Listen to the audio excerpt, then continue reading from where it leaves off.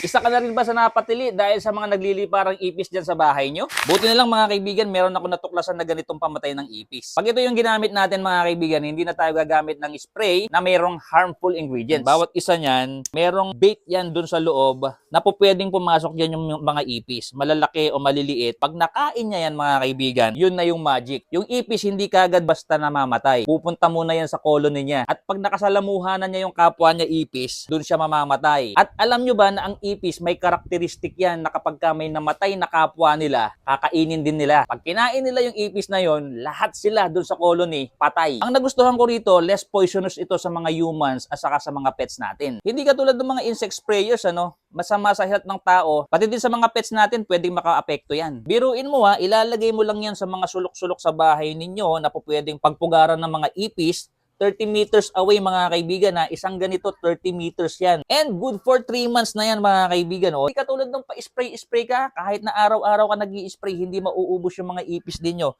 Pero dito, pag nakakain ng isa dyan, pag pumunta sa mga lungga nila yan, lahat sila doon. Parang domino effect na yan mga kaibigan, lahat sila patay. Ang masasabi ko, sobrang effective talaga nito mga kaibigan. Kaya kung gusto nyo ring subukan, isi-share ko na lang yung link dyan sa Yellow Basket, feel free to order.